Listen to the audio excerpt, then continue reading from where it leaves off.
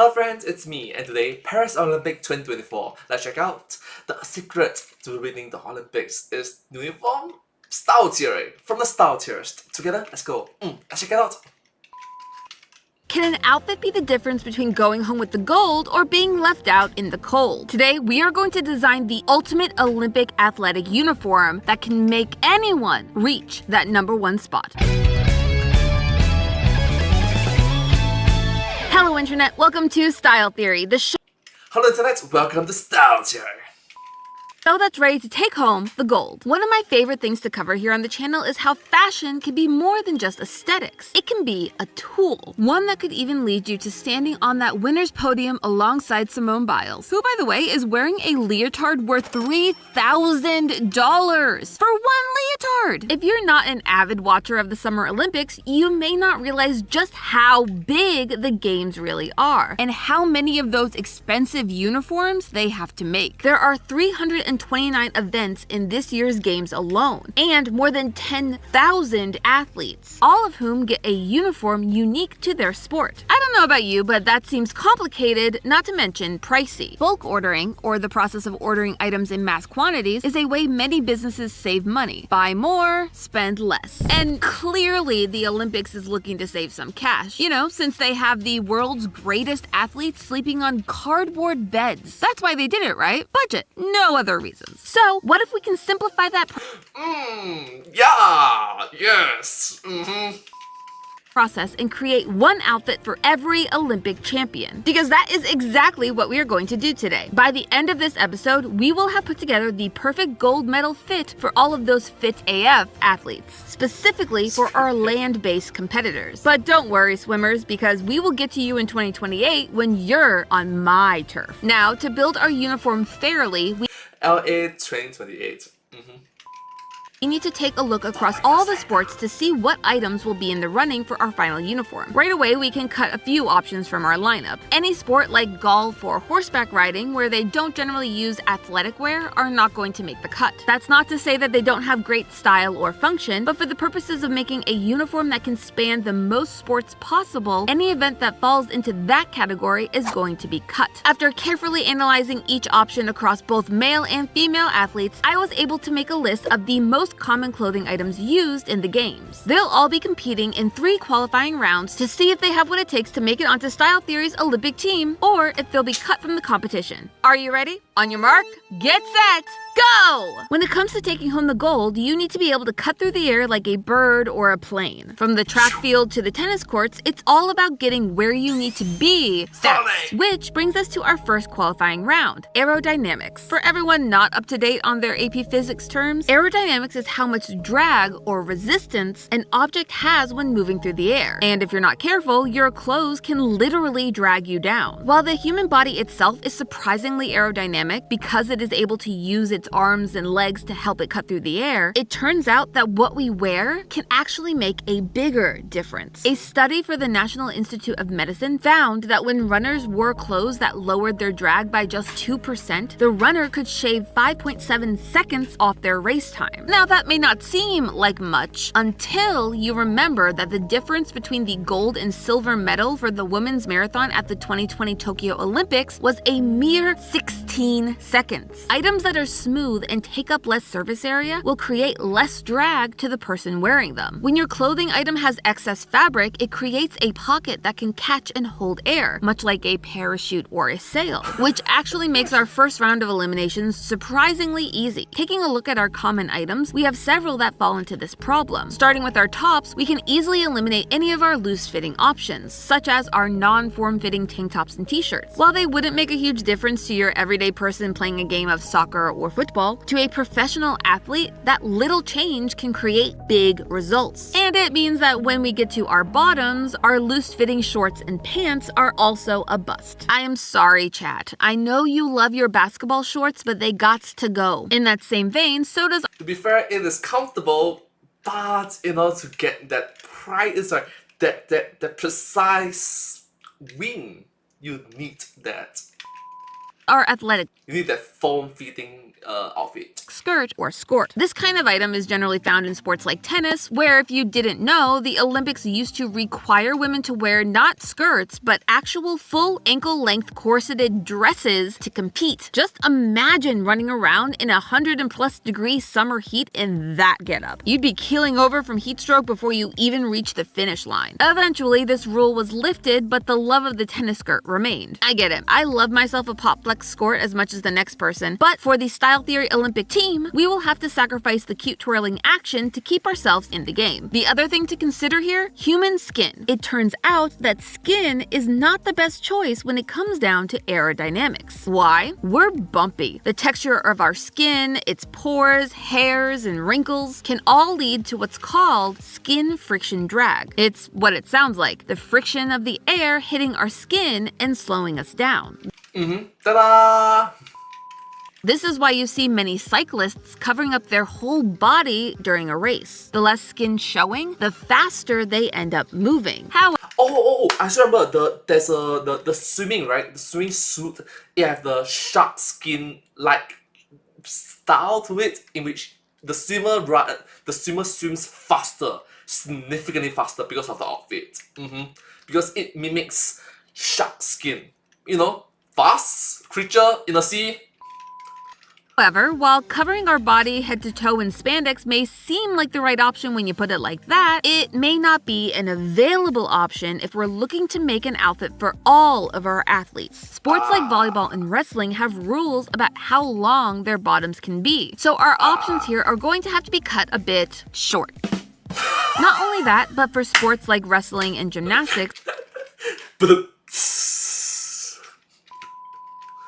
they're required to wear one-piece outfits called singlets or leotards, depending on the sport. As it stands at the end of round 1, we are going to need a form-fitting singlet or leotard with shorts that hit above the knee and some type of sleeve to minimize our skin drag. For our goal of trying to give these athletes a budget for some real beds, we're going to go halvesies and settle for elbow-length sleeves. Based on the amount of cloth used for the average jumpsuit, we can estimate that it will take roughly 3 to 4 yards of fabric per singlet. For fairness, we'll round that up to 4 yards and keep that in mind as we go into round 2. When it comes to almost any sport, being able to move freely is a big factor. You need an option that gives you the widest range of movement, whether you're spiking a volleyball or swinging on the uneven bars. This all comes down to flexibility. For an athlete, being flexible isn't just the difference of winning or losing, it can save them from injury. Without proper training, your muscles and joints are put under a strain that can lead to permanent damage. And the same goes for their clothes. A stiff garment will prevent you from using your full range of motion. Imagine you're wearing a shirt that's a size too small and made of a super stiff fabric like denim. If you go to lift your arms, you'll see that the fabric only has so much give before you're unable to keep moving. So not only does our final garment need to fit like a second skin and be made of a flexible fabric, it needs to leave the key joints unobstructed. We're not looking to have any weird seams here, chat. So let's turn to the sport that requires the most flexibility, gymnastics. Like we mentioned, you see two main types of uniforms here, leotards and singlets. Now, these can vary wildly in design from year to year, person to person, and team to team. And I'm not talking about the sparkle. Though let me tell you, those crystals on this year's outfits, those girls are shining like the top of the Chrysler building, honey. But back to our design. Long sleeve, short sleeve, pants, bikini bottoms, they've all appeared on the Olympic stage. Bikini bottoms,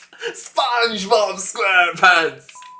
That's fascinating to me because it tells me that in terms of flexibility, unlike our aerodynamics, the shape of the clothes isn't as important. Like literally One Piece, the anime, you know, not the One Piece outfit, but literally One Piece, you know, Monkey D. Luffy. As the fabric choice. These garments are made of high-stretch materials, usually a nylon, spandex, or polyester. But which would be best for our final outfit? Well, thanks to JK Elite, the company behind this year's Team USA Leos, we already have our answer. And it is a secret, better fourth option. It's a fabric called Mystique. This custom-developed fabric is a blend. I'm not gonna lie, when you say Mystique, I thought it's like the X-Men character.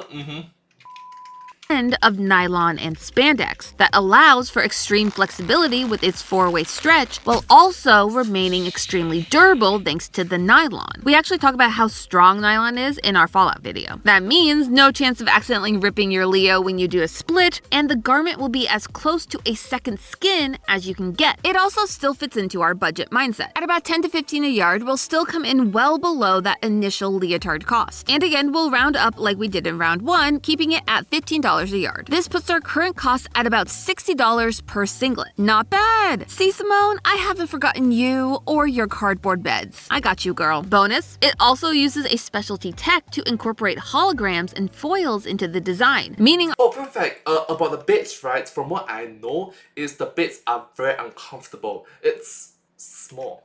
It's not very comfortable, I guess. And from what I heard, it's small. our look will be both sturdy and glamorous. So clearly our outfit needs to be made of mystique, right? Reference. Well, there is one other factor to consider here. Gymnastics is an indoor sport, meaning they're not usually dealing with the hot summer sun like most of our other athletes at the games. So we need to figure out if our current fabric option is going to have our athletes running to the winner's circle or dying of heat stroke. When you're competing on the world stage against the best of the best in your field, the last thing you want to do is worry about how uncomfortable your outfit is. Not only do our uniforms need to help our competitors be quick and flexible, they need to be able to keep them cool and dry for upwards of 2 hours of physical exertion at a time. Heck, some events even go as long as 5 hours. I am honestly exhausted just thinking about it. Can we take a nap break, please? No? Fine. Well, then to give me an energy boost, I'd love it if you would click that subscribe button. To creators like me, that's the equivalent of drinking 5 cans of Celsius. So get ready. Thank you so much. Subscribe. Thank you. Because we're gonna hit that subscribe button in 3, 2, 1. Woo! We are back, baby! Let's go! Now, if our athletes are gonna go hard for hours on end, their clothes need to be breathable. We can go about this in 2 different ways. 1, wearing items that leave our sweatiest areas open to the air. This would be something like our bikini top or bottom, as well as our form-fitting tank tops. These let our sweatiest areas, like our armpits and inner thighs, be exposed to open air, helping to keep us cool. However, as we learned in round 1, all that skin can also be a big problem, and not just for our aerodynamics. It can What's that? also lead to a lot of pain. You see, when your hot, sweaty skin rubs against itself, it causes friction. Friction that can lead to an extremely painful skin irritation known as chafing. And I don't know about you, but that kind of pain seems like a big strike against our bikini items and our basic leotard, which generally has a bathing suit-like bottom. It also means that our tank top is towing a fine line here. A tank top can either be a breathable dream or a chafing nightmare, and that is not a chance we can take with the Olympic gold on the line. Sorry, tank top, you've been benched. The other way to keep our athletes cool is with option number 2, fabric choice. Funny how it all comes back to that. It's almost like fashion is as much of a tool as it is an aesthetic choice. This is best achieved by using a moisture-wicking material, which are designed to pull moisture away from the skin and absorb it into the fabric. From there, the fabric then pushes that water vapor up towards the fabric surface where it can then evaporate. This keeps our athlete dry, even after, say, a 5-hour tennis match. Sorry,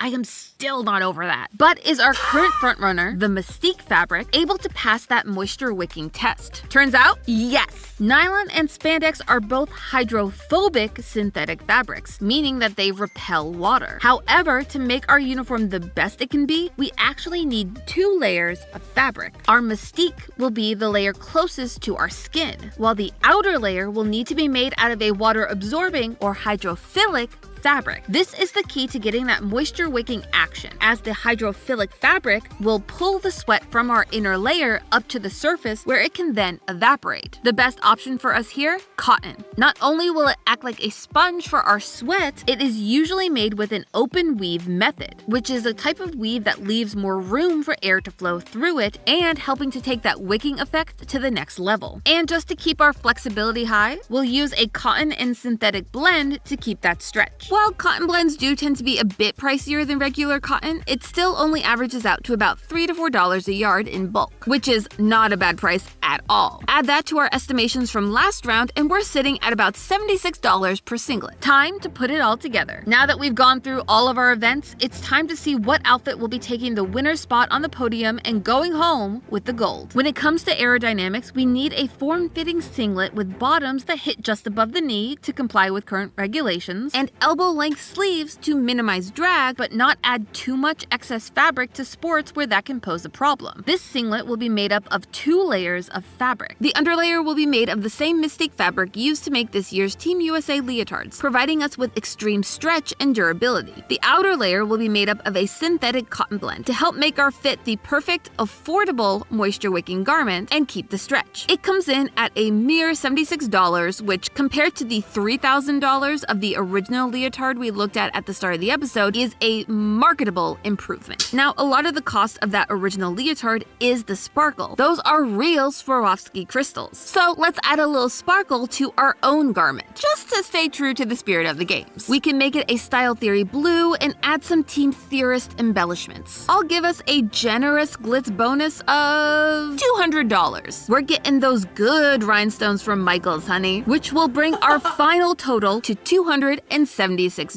a near 9.2% of the cost of this year's gold medal winning fit. So we have the perfect outfit. No way. That is expensive. Bro.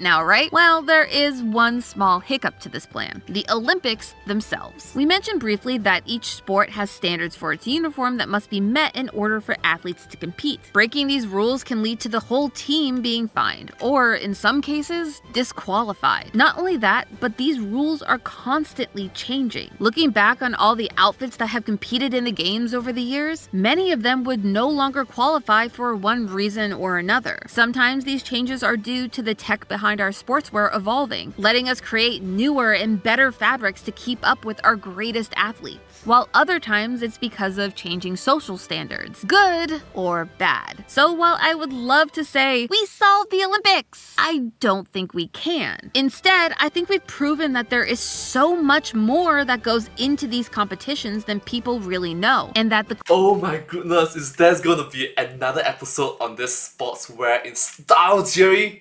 I'm looking forward to it, to be honest with you. Because from what I know, as I mentioned before, swimming, the outfit that mimics shark skin, and also the running shoes that make you 3% faster. It's very important. clothes they wear matter. This is the perfect outfit for Team USA and beyond. And who knows, maybe in 4 years when the Olympics come here to LA, they'll be wearing our Style Theory approved design and sleeping in an actual bed. But hey, And I look forward to reacting to the video. that's just a theory. A style theory. Keep looking sharp. If you want to see us create the perfect nuclear survival outfit, click the video on screen now. And I'll see you next Saturday morning. Well, thank you so much. Hope you enjoyed, and I hope to see you in my next video. But hey, that's just a theory, a style theory. Keep looking sharp.